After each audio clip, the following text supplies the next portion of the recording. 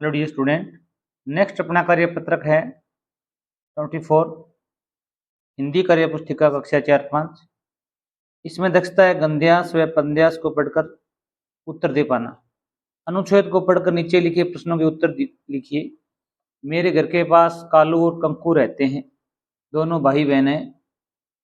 सूरज उगता है तब दोनों भाई बहन जाग जाते हैं, पानी का मटका भरकर लाते हैं, खाना बनाने में माँ की मदद करते हैं।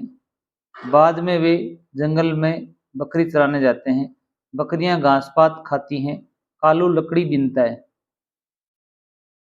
दोनों लकड़ियां और बकरियां लेकर घर आ जाते हैं। वे हमेशा विद्यालय की गतिविधियां दूर से देखते हैं, अर्थात तो विद्यालय के पास से ही खड़े रहते हैं दूर से। उनकी भी विद्यालय आने की इच्छा होती है, लेकिन वे नहीं आ पाते। भी कई कारण होते हैं इसके, देखो भी। पहला प्रश्न है, दोनों भाई बहन कब जागते हैं?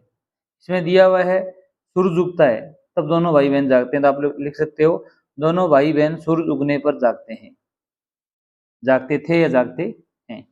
अगला प्रश्न है, बकरियां क्या खाती हैं? बकरियां क्या खाती हैं भी? घास पात खाती है, तो आपको यहां लिखना है घास पात। पात मीन्स पत्ते, घास जानते हो आप। क्या उन्हें भी अन्य बच्चों की तरह स्कूल जाना चाहिए? हाँ। आपका आंसर क्या हुआ अभी? हाँ, उन्हें विद्यालय जाना चाहिए। अगला प्रश्न है, कालू और कंकू स्कूल जाने की बजाय बकरी चराने क्यों जाते होंगे? भी वो स्कूल नहीं जा रहे, बकरी चराने क्यों जाते हैं? सोच कर लिखिए, आपको अपने मन के हिसाब से लिखना है कि क्या कारण हो सकते हैं इसके।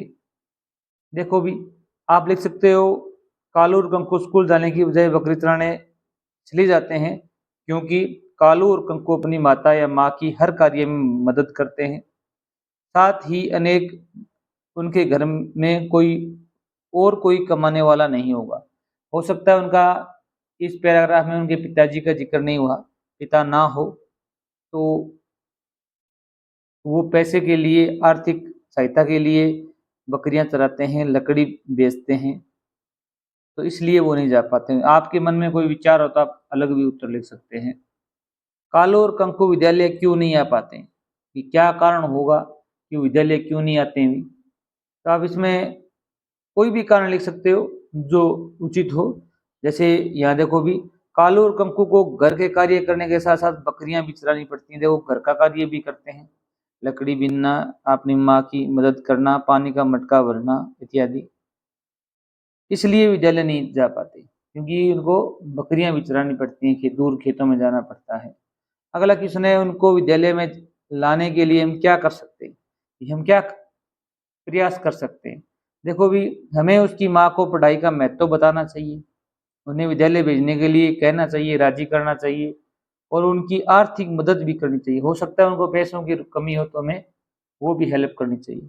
नेक्स्ट कार्य पत्रक देखिए 25 नंबर। अगला कार्य पत्रक है 25।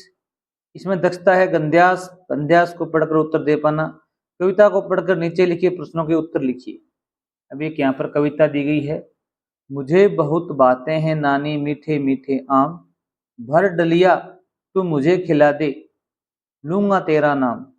घबरा मत ना खा पाऊं मैं बगिया भर के आम, न दे टॉफी न दे बिस्किट दे बस केवल आम। मुझे टॉफी और बिस्कुट नहीं चाहिए, केवल आम चाहिए। मैं घबराने की आवश्यकता नहीं है, मैं पूरी बगिया नहीं खाऊंगा। आम खिलाकर करवा ले तू मुझसे सारा काम, कि आम खिलाकर मुझसे सारा काम करवा ले घर का, मैं तैयार हूँ। सिर्फ एक दिन को कर दे बस बगिया मेरे नाम, कि आप केवल एक दिन मुझे बगिया मेरे नाम कर दो। पहला प्रश्न दिया, डलिया का अर्थ क्या है? डलिया तू मुझे खिला दे, भर डलिया। डलिया का मतलब यहाँ टोकरी है, क्या है अभी? टोकरी है, तो आप यहाँ पर गए लिखेंगे, ऑप्शन आपका सही होगा। डलिया का हिंदी में अर्थ होता है टोकरी। अगला है, बालक कितने दिन के लिए बगिया लेना चाहता है? एक दिन के लिए, 2 दिन के लिए, 5 दिन के, सारे दिन के लिए? यहाँ पर दिया हुआ है एक दिन को। क्या दिया हुआ है अभी? एक दिन को कर दे बस बगिया मेरे नाम। तो आपका आंसर क्या होगा? तो आप यहाँ क्या लिखेंगे। अगला, इस कविता में आया आम खिलाकर। इसी तरह हमें विक्रिया से नए शब्द बनाने से आम खिलाकर, पानी पिलाकर, सामान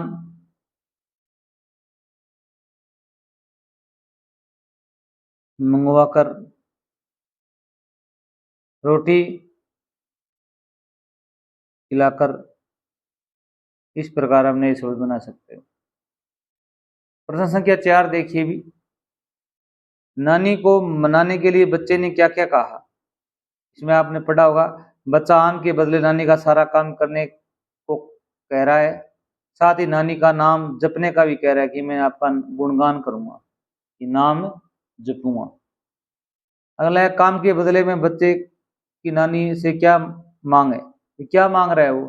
काम के बदले में बच्चे की नानी से एक आम की मांग करता है।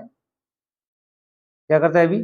एक आम की मांग करता है, अर्थात एक दिन को उसकी बगिया में रहना चाहता है। ये भी लिख सकते हो आप कि एक दिन के लिए बगिया मांग रहा है वो। कविता में नानी बच्चे को आम क्यों नहीं दे रही है, कल्पना करके लिखिए। आपको कल्पना करनी है क्यों नहीं दे रही आम। शायद नानी आमों को बाजार में बेचती है और पैसे कमाती है, लिख सकते हो आप, और रुपए कमाती है, इसलिए वो क्या कर रही है अभी, बच्चे को आम नहीं दे रही है। क्या आपने कभी अपने दादी दादा या नानी नाना को मनाने का प्रयास किया और कैसे किए? ये आपने किया भी है तो कैसे किए लिखना है आपको। आप लिखो उत्तर हाँ। भी अपना नानी से बात करते हैं, उनको राजी करते हैं। हमने दादी दादा और नानी नाना को मिठाई व खिलौनों के लिए मनाने का प्रयास किया है, या खिलौने खरीदने के लिए, नाना नानी मिठाई खाने के लिए प्रयास किया। आपने और प्रयास किया होगा वो भी आप लिख सकते हैं। थैंक्स।